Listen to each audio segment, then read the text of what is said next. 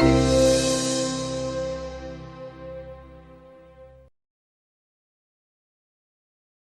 study Chinese politics, and I teach courses on Chinese politics. So I am grateful for this opportunity today to get to speak to you about events unfolding in China this past year. So often when we talk about China, we talk about it through the lens of China-US, the trade war, these sorts of things. But actually, in China, in mainland China, in domestic politics, this has been a seminal year, in part because of this man, Xi Jinping. And so today I wanted to really just focus on giving you a briefing. I thought that would be the most helpful thing, to give you a sense of what's unfolding this past year and what we can think about will happen moving forward. So I wanted to start, as I mentioned, I teach courses on Chinese politics. So I wanted to start with an exam question, which I can see there was a little enthusiasm for that. But here we go. Bear with me. So this past fall, I taught a course on Chinese politics. And for the final exam, I asked the students to identify a year, a critical year in the development of China, in particular China's political development. So we have this concept in political science, something called a critical juncture, which is a kind of a jargony way of saying that is a turning point, a year where certain events unfolded, certain decisions were made that changed the trajectory of history. And so if we look back at the last 70 years of the rule of the Chinese Communist Party, certain years come quickly to mind, which I'm sure many of you are familiar with. The first is, of course, 1949. 1949 is the establishment of the People's Republic of China. This is a picture of Mao Zedong standing in Tiananmen Square declaring the establishment of the People's Republic. And for the first time in decades, the territory of mainland China is consolidated under the rule of a single government. So this was a heady time for China and signaling the beginning of Mao's rule.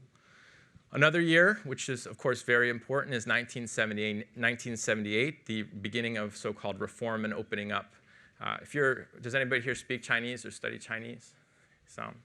So I remember when I started taking Chinese, I took Chinese 101, and one of the first words we learned is 改革开放, which means reform and opening up. And I swear, 50% of our lessons were about reform and opening up. So it's an important year, and this, for those of you who are less familiar with, this signals the beginning of China's economic miracle.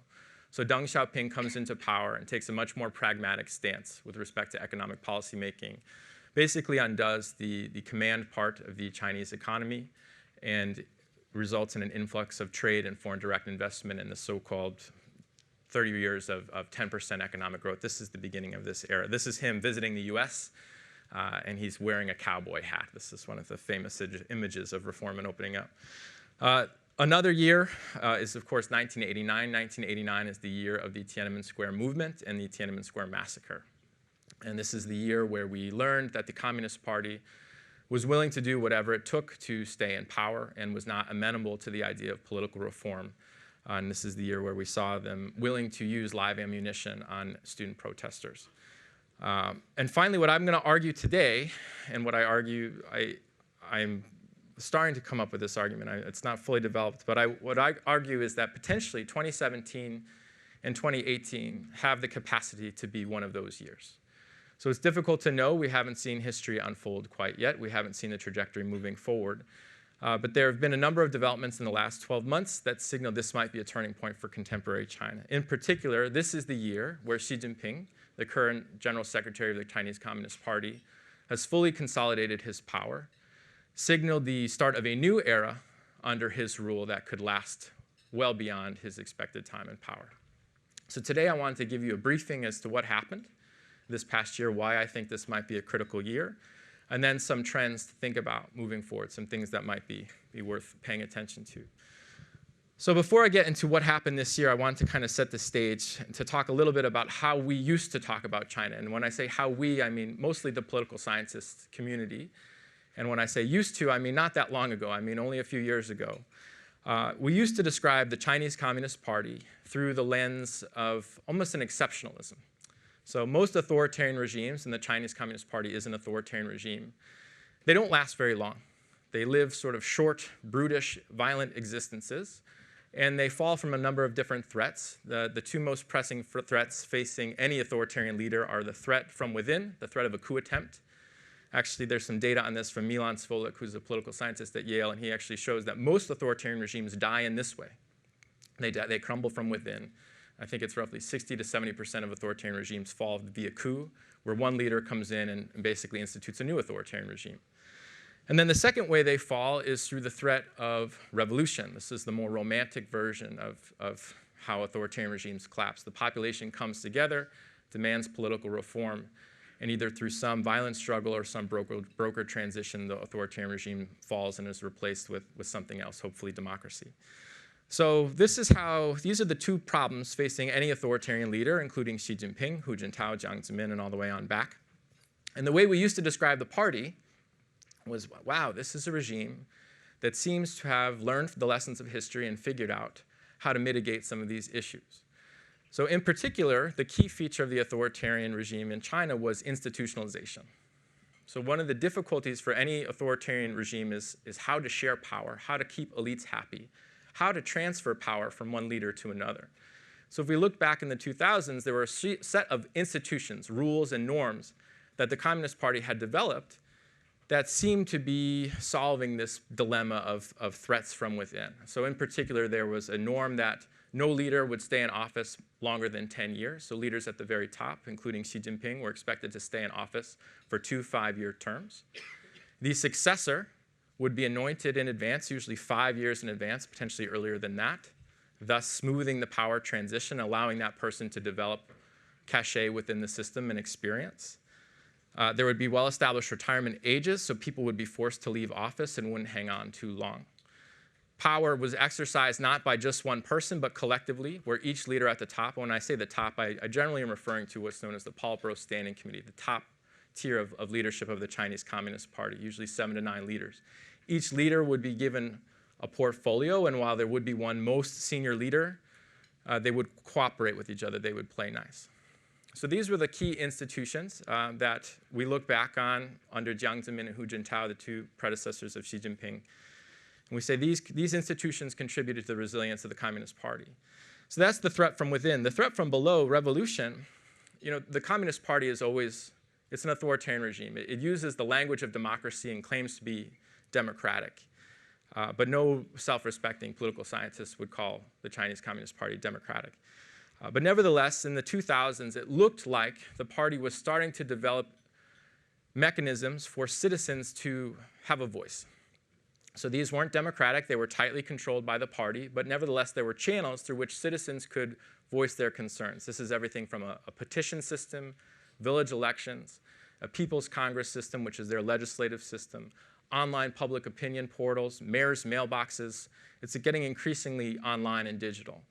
But there were channels in place where citizens could funnel their grievances and the party could respond. And so some of the language we used to describe the party at this time was, we used to call it responsive authoritarianism or consultative authoritarianism. In general, this is sort of a kind of a more tolerable form of authoritarian regime. This wasn't a tin pot dictatorship. This was a regime that was sophisticated and institutionalized and seemed to be trying to mitigate these issues. So that's how we used to describe it. In this argument, I should cite the author. His name's Andrew Nathan. This was made in 2003, if any of you want to do further reading. I'm sure you have plenty of other things to do with your time. But the article is called Authoritarian Resilience. So enter Xi Jinping. So Xi Jinping is the current General Secretary of the Communist Party. So I'm afraid I'm going to have to get in a little bit of the weeds here in terms of the Chinese leadership system, but bear with me. So any top leader of China today actually has 3 different positions. So the first is that they are General Secretary of the Chinese Communist Party. That's the head of the party. That's the most important position. They are also de facto President of the People's Republic of China, which is the head of state, the government position. The party and the government, on paper, are separate things. In reality, they're heavily intertwined, and the party dominates the government. And actually, in my experience, many Chinese citizens have trouble differentiating the party institutions and the party positions and the government positions. But Xi Jinping's party position is General Secretary. His government position is the president. He also has a military position. He's chair of what's known as the Central Military Commission. So he's head of state, head of party, head of military. So he assumed these positions in 2012. And we are just finishing up his first term in office, and therefore he's expected to retire in 2022, 2023. Now, prior to coming to office, I just want to emphasize a couple of things about Xi Jinping's rise. The first is, like many Chinese leaders, you might hear of this so-called China model, this idea that China is a meritocratic system and people are promoted based on their abilities and talents and experience and so forth. That is a highly controversial argument to make. What I would say is that Xi Jinping, like many other Chinese leaders, had a lot of governing experience upon entering his highest position. So he rose up the ranks from a young age, was party secretary and mayor and governor of various different parts of China, was involved in the Central Party School. He actually helped run the Beijing Olympics. So by the time he became general secretary, he was highly experienced. The second feature of his rise is that he is what's known as a princeling. So in Chinese politics, a princeling is simply a leader whose father or grandfather, and I apologize for using male nouns here, but this is empirically true. Almost all Chinese leaders are male. A princeling is a Chinese leader whose father or grandfather was also a leader. And so Xi Jinping's father's name is Xi Zhongxun, who actually worked with Mao Zedong before being purged during the Cultural Revolution. But Xi Jinping, because of this princeling status, an American princeling would be like Chelsea Clinton, George W. Bush. That's how you can kind of draw the connection. Because of this princeling status, he potentially had a more accelerated rise, and he had a certain level of prestige within the system early on. And then the third thing I would talk about his rise is that, like many Chinese leaders, prior to him coming to power, we actually didn't know a lot about him. So one way to rise up through the Chinese system seems to be to keep your head down, to develop relationships with patrons who are higher in office than you, and not take any dramatic policy stances in either direction. So prior to coming into office, we really didn't know a lot about what Xi Jinping was all about. And if you look back at some of the discourse about him in 2012 and 2013, a lot of people believed he was China's Gorbachev. So this is a Democrat in waiting. He's going to be the one who finally liberalizes China and embarks on political reform. And the basis for these claims was, in retrospect, fairly weak. Xi Jinping spent time in Iowa. This is him as a younger man. He spent time in Iowa on an exchange program. So he spent time in Iowa. His daughter attends Harvard University. Therefore, he must get it. He must be a liberal. As it turns out, this conjecture couldn't have been further from the truth. Xi Jinping is a reformer, and I'll talk more about that later, but he's a reformer of the illiberal sort. So he's moving China in a more authoritarian direction, not a more democratic direction.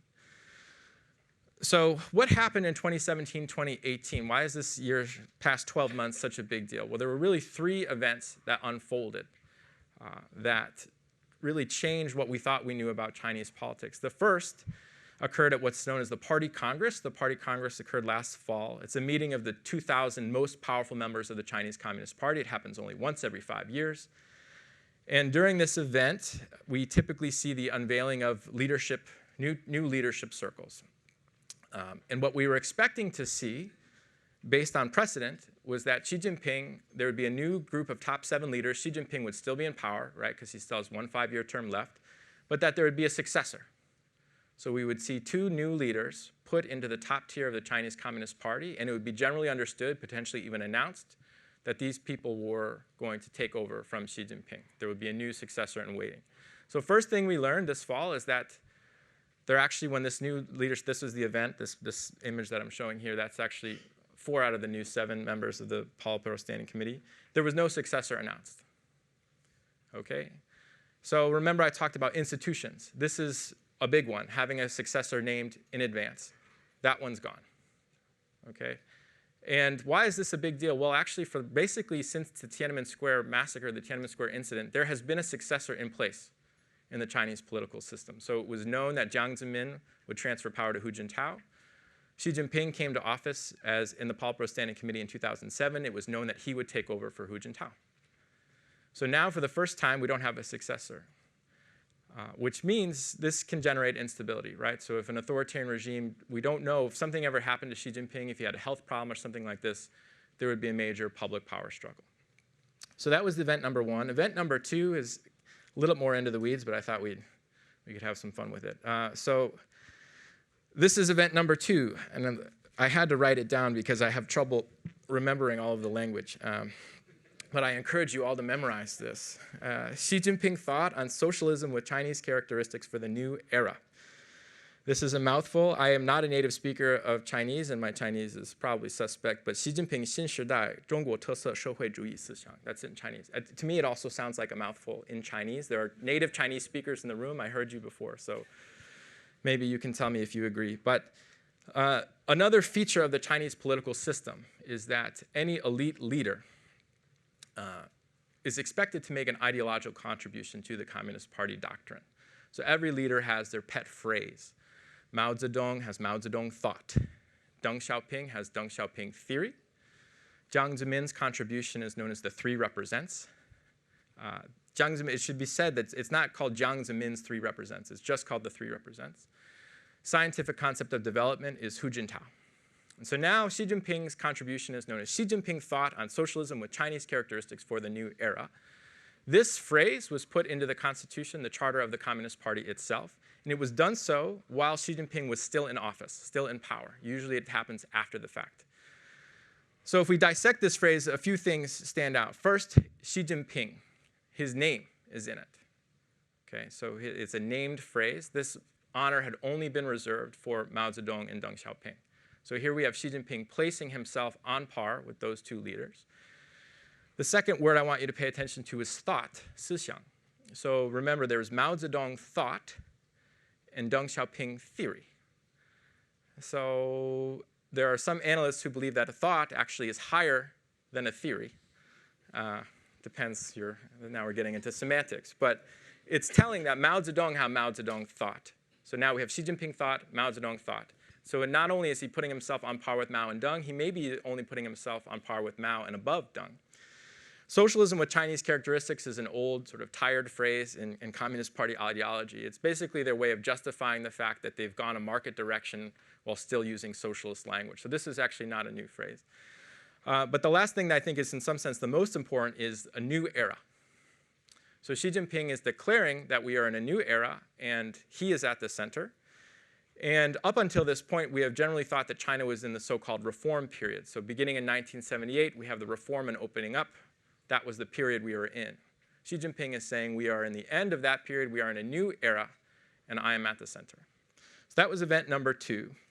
Event number 3 occurred this past March, where we had an amendment to China's constitution that got rid of term limits for the position of the presidency. So prior to this, the position of the presidency, which remember is Xi Jinping's government position, was governed by 2 5-year term limits. And this past spring, which honestly would have been unbelievable 5 or 10 years ago, that term limit was gotten away with. So the interpretation of all of these events, so again, just to reiterate, so we have no successor, we have Xi Jinping thought in the Constitution, and now we have no term limits. The interpretation among the China studies community and the China Watcher community is that this signals that Xi Jinping is potentially trying to stay on past his expected retirement in 2022, the so-called Xi for life.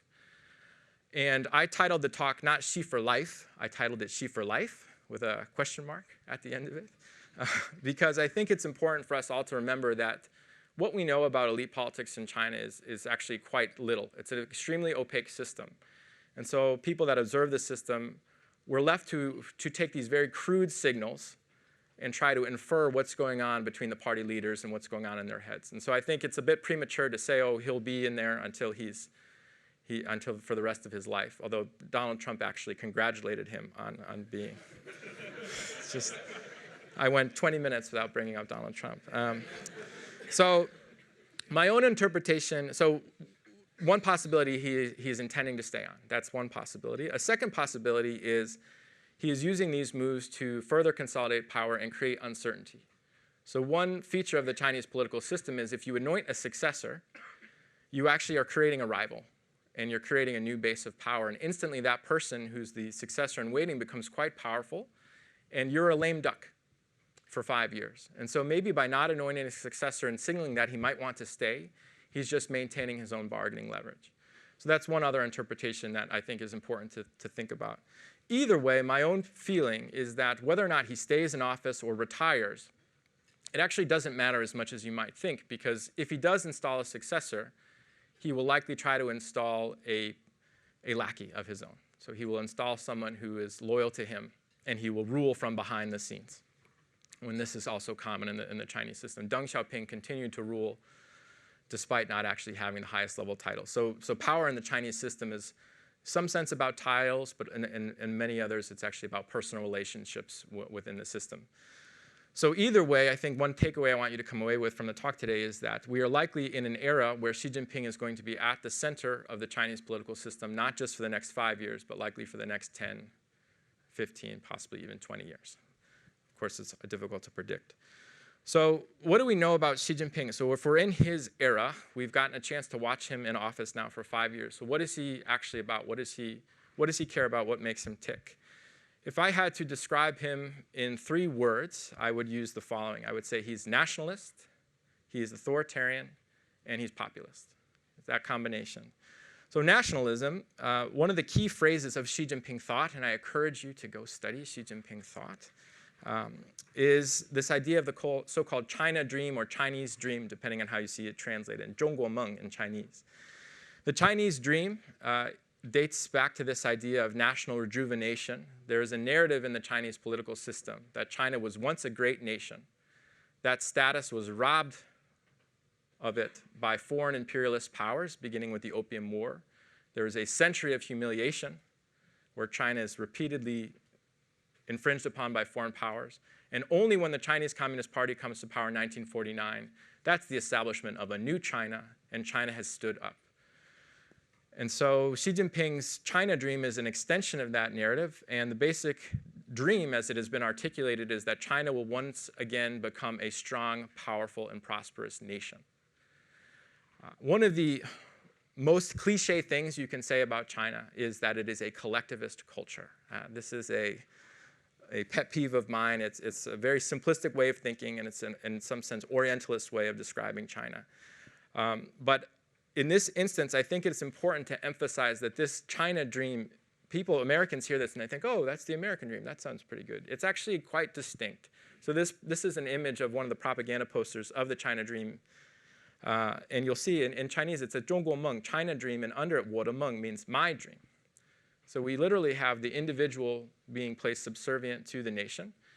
And to be working under the China dream is, for an individual Chinese citizen, it's about achieving the goal, the collective goal of national rejuvenation. So this isn't about, I'm going to work hard and better myself like the American dream. This is a collective dream.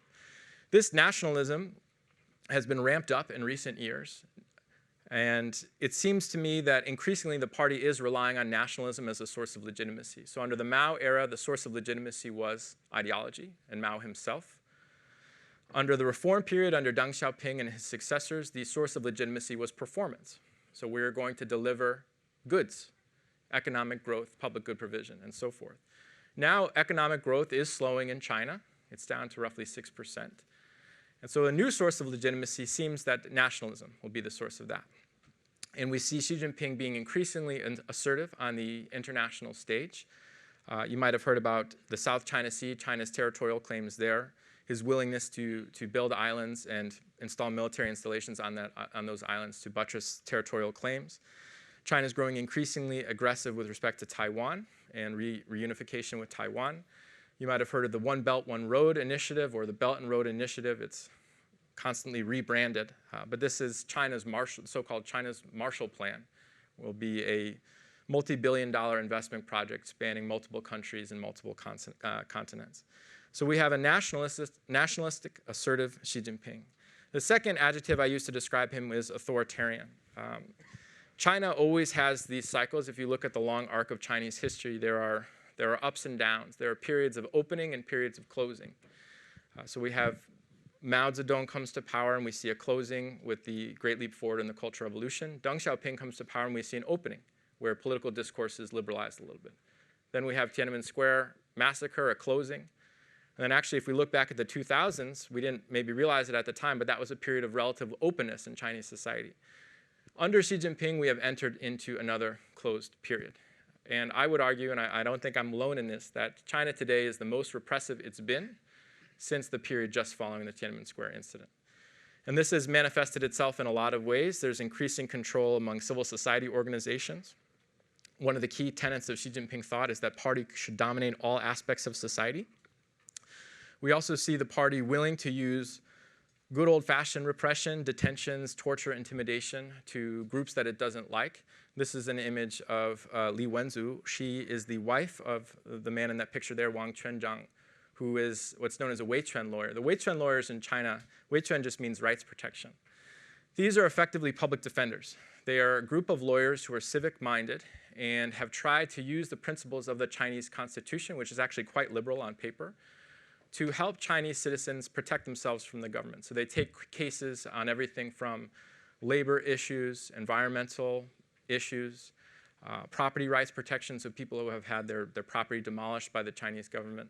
So these are people that are trying to work on behalf of the population and to protect them from the government using the Constitution. So they're not radicals, actually. They're not advocating revolution.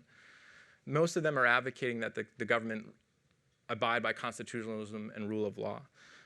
Today in China, such individuals, to be this type of lawyer has become a crime, and hundreds of them have been detained. This particular individual, Wang Quanzhang, was detained for 3 years without any meeting with his lawyer. There's a certain irony in that, not allowed to meet his family. We just found out last week that he is still alive, but I was at an event 2 weeks ago where his wife spoke, and she was unclear whether he was still alive. So it's important to keep talking about this. I think a lot of us, when we go to China, myself included, you get there and you think, oh, this isn't so bad. Really, it's not that bad at all. It seems pretty normal here. And that's on purpose. And a lot of the repression hums along in the background, and it's easy to overlook it. And it doesn't affect most of the population. But for those individuals that do try to advocate things like human rights and political reform, the regime is willing to do the dirty business. So Xi Jinping is authoritarian. He's nationalistic. And the final thing I would say is he's populist. So one of the hallmarks of his rule, which you might have heard of, is the anti-corruption campaign. So Xi Jinping came to office, and he was quite different from his predecessors. He had a little charisma. Hu Jintao was kind of known as being kind of a bland technocrat. Xi Jinping, upon coming into office, he went to a steamed bun shop in Beijing and kind of ate with normal people. He fosters this image as a man of the people. And one of the key features of his rule has been cracking down on corruption. And corruption in China was the main threat to the survival of the Chinese Communist Party. So if you look at survey data in China, corruption was always ranked as the #1 or #2 issue among the Chinese population. The levels of corruption were quite high.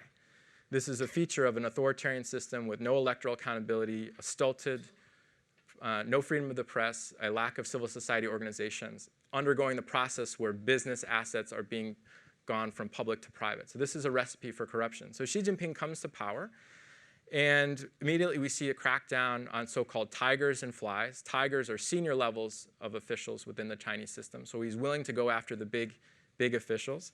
And then flies are lower. If you're a lower level official in China, you're called a fly, which is it's tough. Maybe one day you'll grow up to be a tiger, but for now you're a fly.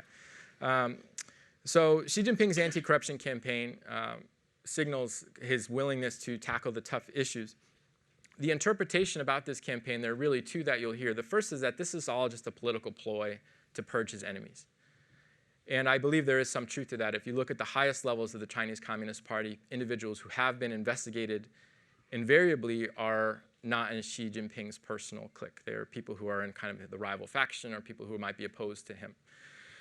That said, the other interpretation is that this is a genuine effort at cleaning up the party. And if you go to China and you talk to individuals, there is some optimism that Xi Jinping is a strong leader, he's a competent leader, and he's the one that is going to clean up the party.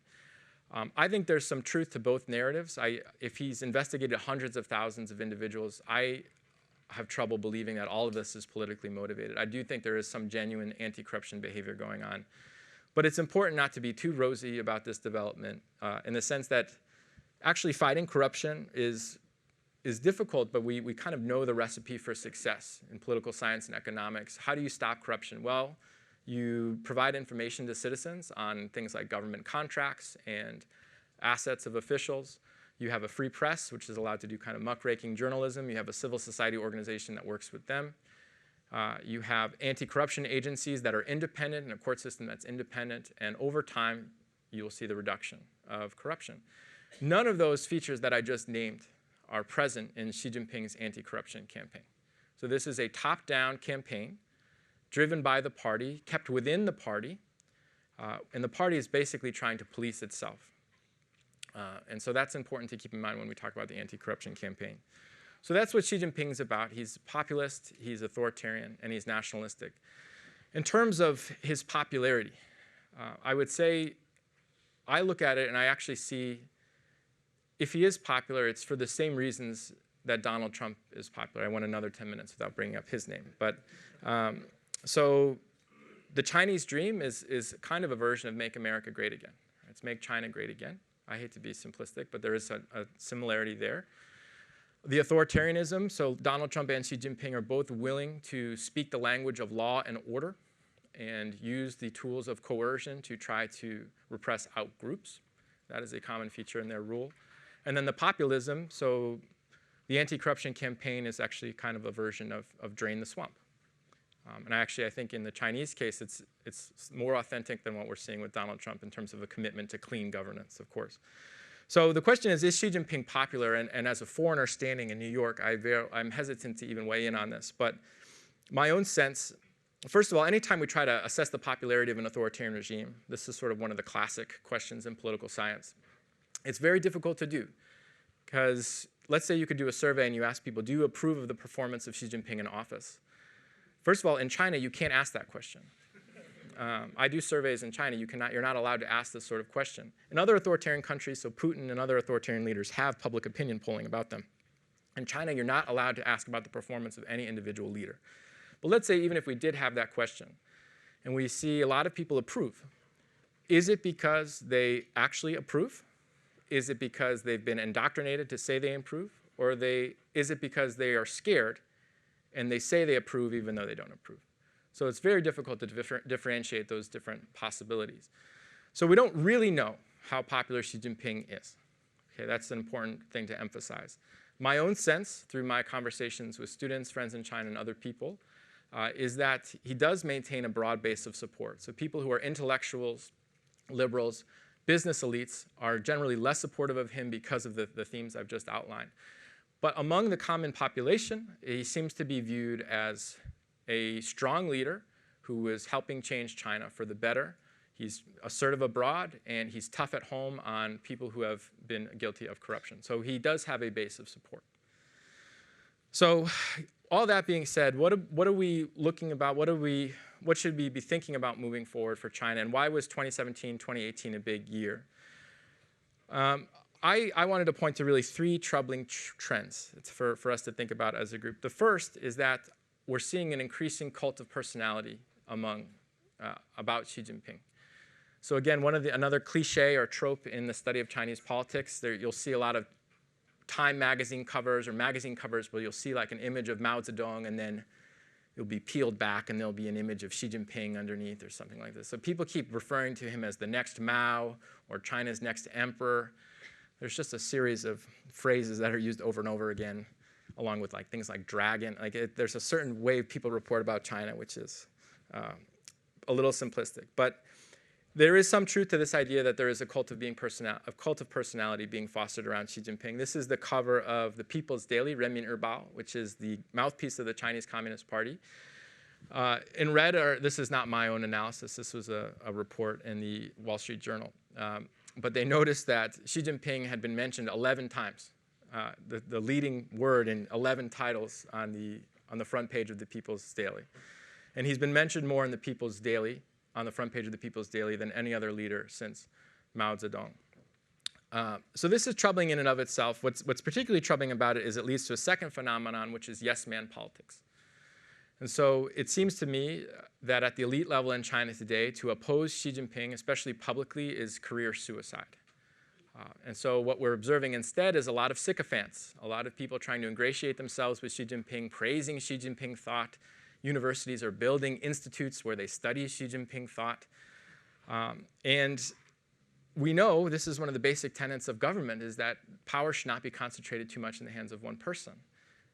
At best, that person is benevolent, but at worst, that can lead to extreme policymaking, uninformed policymaking. This is the vote count in the National People's Congress of that amendment that I mentioned, the constitutional amendment, where they got rid of term limits for the presidency, which is one of the more controversial pieces of legislation to happen. in China within the last 30 years. This is in Chinese, but the National People's Congress is huge. It's the institution I study. It's the largest parliament in the world. It's got almost 3,000 members. We see 2,958 people voted for it, 2 people voted against it, and 3 people abstained.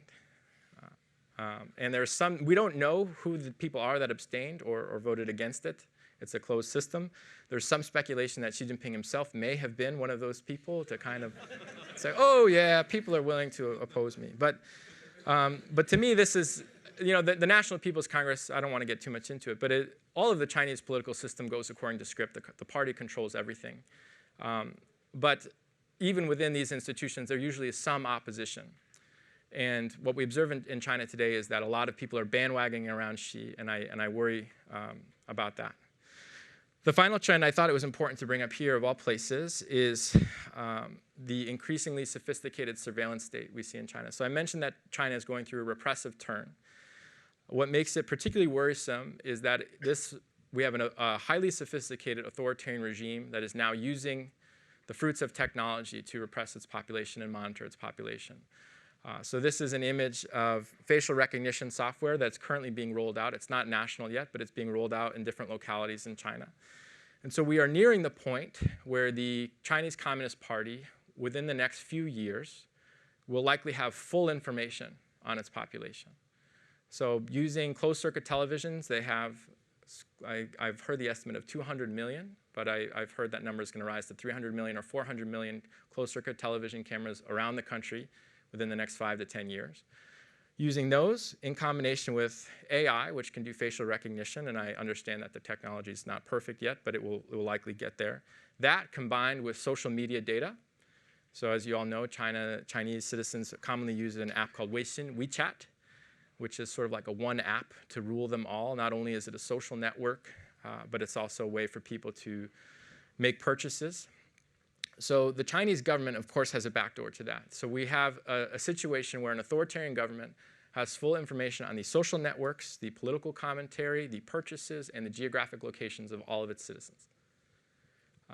And this is the dark side of AI and big data and this sort of technology. And it's something, again, we need to be talking about, and you all as technical leaders, I'm sure, are aware of this, but it's something that we need to be having discussions about, and it's an abuse of this sort of technology. In China, I should say that it seems that this technology is being described as, again, a way to preserve law and order. And it's being said, oh, this is going to be used to catch jaywalkers and other petty criminals. And again, it's unclear whether or not Chinese citizens support this. There might be a faction of them that does and says, oh, OK, if you have nothing to worry about if you're not doing anything wrong. But it doesn't take a genius or a critic or a skeptic to say that this technology will also be used to target political dissidents, protesters, petitioners, and so forth, anybody that's causing trouble in the Chinese system. I should say that as a political scientist, a lot of us do field work in China, and I was party to a couple conversations in the last couple of years about one thing we do often with our interview subjects is we guarantee anonymity. We say, OK, we can meet, and I will never use your name in anything I write, and there will never be any record of this interview out in public. Now that we're operating in China, I don't think I could go to China and tell someone that I can assure that no one knows about this meeting because the state is everywhere. I should also say that this technology is being rolled out in a part of China called Xinjiang. Xinjiang is a province in western China where there is a large Muslim population known as the Uyghurs. I encourage you to read about Xinjiang, Xinjiang. This is not my area of expertise, but there's increasing evidence coming out of Xinjiang that these sorts of technologies are being used to basically put a large chunk of the Muslim population into re-education camps. So the level of repression that's being used in concert with this technology is very alarming. So I wanted to leave time for questions, and I wanted to close by just using this phrase, end of an era, which is not mine. There's a book that just came out called End of an Era by Carl Minzner, which does a nice job of summarizing some of the trends that I just spoke about. But Xi Jinping is stating we're at the beginning of a new era, which inherently means we're at the end of an old era. And to me, it seems one of the big takeaways of the last year, the last 5 years, has been that the Communist Party, the Chinese Communist Party, the success or failure of the Communist Party now lies in the hands of this person. And one of the old lessons of Communist Party history, and this is the lesson of the Mao era, is that no single leader should become too powerful. And it seems to me that this lesson has been forgotten. So thank you. I will leave it there, and we can open it up to questions. Thanks.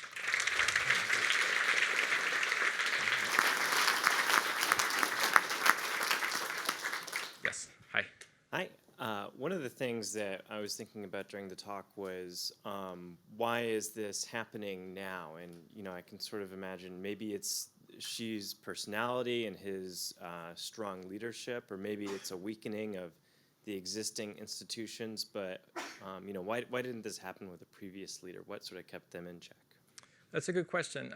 It's difficult to answer.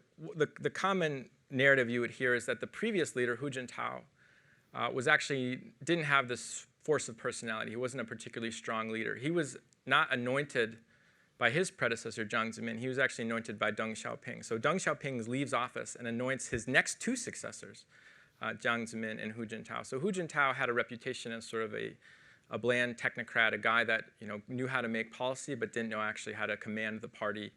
And so this, in some sense, leaves a power vacuum that Xi Jinping has been willing to step in. In terms of why now, I think another thing to emphasize is that this was incremental. So there were little moves that happened along the way, and they went unchecked. So for example, Xi Jinping, upon entering office, there was a dramatic purge of one of his rivals named Bo Xilai, where this person was trying to get himself on the Politburo Standing Committee, and there's evidence that Xi Jinping engineered his very elaborate downfall. This would be unusual. And so that sort of thing happens, and we start seeing the anti-corruption campaign unfold. And over time, he becomes so powerful, it's like a self-fulfilling prophecy. Once someone becomes this powerful, now to be opposed to him is futile. So I think that's one of the elements to it, is that the institutions maybe weren't strong enough in the beginning to constrain him. Yeah, thanks. Here, maybe? Yeah. Hi. Sorry to bring up Donald Trump again, but just a curious thought experiment. Oh, great. Because when Xi Jinping decided to get rid of the term limit, I think there was news articles saying that Donald Trump said, hey, maybe we should try maybe we should do this someday, yeah. So my that question wasn't is, alarming at all to hear that. So my question is a thought experiment, which is, assuming that given Trump is also having a populist agenda, if, say, Trump manages to get reelected, and I know that culturally the U.S. is very, very different from China, but if you were to try to get rid of term limits in the U.S., like based on your understanding of authoritarian regimes, what might be the path of least resistance for him to go about doing that? Well, that took a very dark turn, this conversation, and we're already in a dark place. So the question is about Donald Trump, if he were also to try to similarly consolidate power and potentially erode the term limit institution. It's interesting. Right when Donald Trump was elected, there's a lot of political scientists, much more senior than I am. I'm junior, if you couldn't tell. People who have been in the field for a long time were sincerely alarmed about the erosion of democracy in the United States. And democracy is something we take for granted here. It's been around for hundreds of years. We expect it to be around in the future. But democracies elect themselves out of democracy. They elect leaders that have authoritarian tendencies that consolidate power. So there were legitimate causes for concern among the political science community about Donald Trump's authoritarian tendencies. And I think he's time and time again revealed that he has a certain envy, let's call it, of authoritarian leaders. He's done so with Kim Jong-un, Putin, and Xi Jinping. In terms of this specific scenario, my hope as an American citizen was if this ever came to pass, we would see opposition among not just the Democrats, but among the Republican Party. At some point, the Republican Party needs to realize that this is unusual and unsustainable, and they need to side with democracy over the party. And so I hope, we've said that before. The Trump presidency has been a constant series of events where we're all saying, is it this? Are they finally going to oppose him? So my hope is that we would see opposition. I would also say there are major differences, of course, between the Chinese political system and the United States. In particular, the strength of our institutions and the court system and the legislative branch and the media and the ability to have public discourse is way above what there exists in China. So I think the public outcry would be enough so that scenario will never come to pass. So it's my optimistic take. Yeah. Hi. Hi. Two short questions. Sure. What do the Chinese people know about these constitutional changes? and specifically the term limits. And also in Xi Jinping thought, is there any mentioning of Confucianism at all? Does it refer back to those kinds of thinking? Yeah, so those are two good questions. So again, as a foreigner, I'm hesitant to ever make claims about this is what the Chinese people know and this is what they don't. But specifically in the media, has it? Yeah, so I would say that the depiction of this in the Chinese media has been that this wasn't a big deal. And a lot of the outcry that occurred was among people like me, foreigners who study China or write about China. And the reason it was pinned as not a big deal is because actually the position of president in the People's Republic of China, if you actually look at the Chinese constitution, it's basically a ceremonial position. So that office is not in and of itself that important. It's important because the person who inhabits it is the head of the party. So that's one reason why it was deemed not that important. The second reason is that there actually are no term limits on the position of General Secretary of the Communist Party. So that position has never had any term limits. There's been a norm that that person only stays in power for 2 terms. But there was never actually anything on paper that prescribed that. So the way this was positioned, and among people in China who were describing this, was that all of this reform does, all this amendment does, is put the position of the presidency, syncs it up with the position of the General Secretary of the Communist Party. So now nothing has term limits. So that's the way it was phrased. But for those of us on the outside looking in, it seems that this is a very obvious example of an existing institution that was designed to curb excess abuses of power, accumulation of power being eroded. My sense is that the average Chinese citizen is probably not in uproar about this, but I think it does remain a pretty significant political event. In terms of Confucianism, one of the elements of Xi Jinping has been not just a nationalism sort of in a foreign policy front, but a cultural nationalism. And the Communist Party is being the bearer of Chinese cultural traditions. So Confucianism, I am no expert, but there are elements of Confucianism that are conducive to authoritarian rule, in particular the emphasis on hierarchy and the relationship between the ruled and the ruler. And so we've seen a resurgence of Confucianism and the emphasis on Confucianism in China, especially as an alternative to foreign ideologies like Christianity and so forth. So I don't believe, I'd have to look back, Xi Jinping, there's a whole book on Xi Jinping thought, and I couldn't get through it, to be honest with you. But I don't believe it's mentioned in great detail, but it's culturally and politically, it has been an emphasis to focus on traditional Chinese culture and heritage, and the Communist Party and Xi Jinping are protectors of that. Yeah. Thank you. Yes. Hi, my question is about the surveillance state, but I'll come through a detour, which is, Sure. in the last question from this microphone, you mentioned the big institutional differences between, well, this country and China, Yeah. and I'd say democracies in general in China, and authoritarian regimes. Now, all of the world is going into the world of new surveillance technologies together. And we don't have institutions surrounding those yet. So do you think there's a chance or danger that democracies around the world will follow in the model that China is developing and will probably first develop to the greatest extent, and that everyone will just sort of stumble into an authoritarian machine, literally a machine? Yeah, so I have a certain, I have that personality type that worries about these sort of things and the rise of the surveillance state. And Google as a company, as you of all people know, is involved in the collection of information on normal citizens, which could potentially be used by a government for these sorts of purposes. So I am glad you brought up the question. It's something we need to be talking about a lot, and I assume you all are talking about this quite frequently. I think in the US it has a different flavor to it. Again, I'm not within the CIA. I don't have much of a window as to what's going on, but it seems that it's being used for issues of national security and information collection that can be used by the US government to monitor terrorist suspects and so forth. In China, they would also argue that this is about national security, right? So the dissidents and protesters and so forth are undermining national security. So it's always governments using the lens of national security to infringe upon people's civil liberties. And so it is something I think we should be concerned about. And I think the difference in the US versus China is that in the US there's at least a dialogue about this. And citizens have willingly given over their information because the technology is so good, Facebook, Google, Twitter, and so forth. The tools are so great that we willingly give forward our information. But I think we are at a point where if it falls into the wrong hands or if you have a certain type of leader. Even in the US, this information could be abused. So, thanks. Never answered that question before, but thank you for asking it. Yeah. Could you expand a little bit on the world's largest parliament? I know you made a point about how well it's orchestrated by the party, but what's it like in its daily affairs? How often does that orchestration happen? How deep does it go? Thank you for asking this question. So this is the topic of my dissertation. So this brings me back to a sad, lonely, depressing time in my life. So then I'll just give a brief answer because I could talk about this for a while. But the National People's Congress is China's parliament, and it has 3,000 members. It meets only once per year for 2 weeks.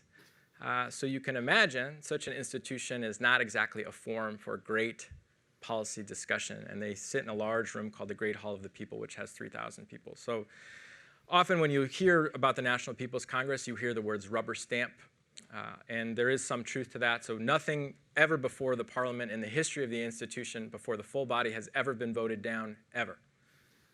So that's not a rubber stamp. I don't know what is.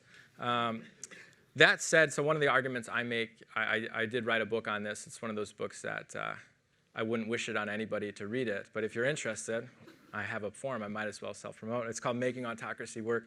But the argument I try to make is that actually this is one of those institutions that the Communist Party is trying to use to channel citizen grievances through their institution. So rather than have people protest on the street and potentially engage in violence, they're trying to create political institutions that they control, but that nevertheless serve some conduit of information that the government can then respond to. So the People's Congress system is actually a network of these institutions. There are 5 different levels of government, and all the way on down to what's known as the township level in China. And there are hundreds of thousands of legislators in China, people's deputies, they're called. And so what I've argued in this book is that these people their task is to go out and learn about the population and try to convey this information to the central government. But this shouldn't be confused with democracy. This shouldn't be confused with full representation. These people are handpicked by the Communist Party, and they are not allowed to cross the boundaries. So that you'll never hear about a People's Congress deputy saying, oh, maybe we should talk more about the surveillance state, or maybe we should have elections for the position of the presidency. So it's a very constrained system. Yeah. But thank you for that question. That's the easy one for me. Hi, thank you very much. This was very informative. Thank you. I also wanted to ask you about the international affairs aspect of Xi Jinping's administration. You talked a little bit about nationalism and how the Xi Jinping administration is becoming more assertive internationally, especially in South Asia area, the Belt and Road. Could you talk a little bit more about that? And where do you see this administration sort of, do you see them applying the tools that they apply internally, the repression, the surveillance, outside of the borders of China, through technology and also through politics and kind of money? Yeah, that's a great question. So it's a broad question because China's foreign relations are multifaceted and span everything from territorial claims and ambitions to the economy, environment, and so forth. The one thing I did want to mention, which I haven't yet, is this idea of Chinese overseas influence. And so there's a lot of discussion going on in the US Congress right now about so-called China's influence operations and the way that it's increasingly using some of these tools to try to shift discourse in the US and other advanced democracies. In Australia and New Zealand, this is a major issue. We see this manifest itself in a lot of different ways. The one trend that I'm noticing and worrying about is this using the market, using the access to China as a way to coerce people. And I'm here at Google, a company that has had its search engine throttled over the years and is no longer has the market share it should in China because of this reason.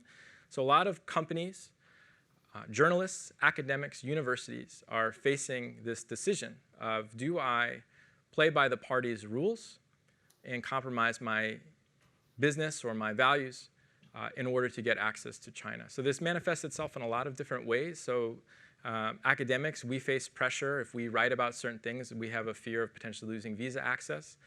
In the grand scheme of things, a visa is not a huge deal. We're going to be fine. But it's a manifestation of that. Firms, you might have read about a lot of US airlines now have been forced to change their websites because they can no longer have the word Taiwan on their website because Taiwan is a sensitive topic and it's considered part of China according to the Chinese government.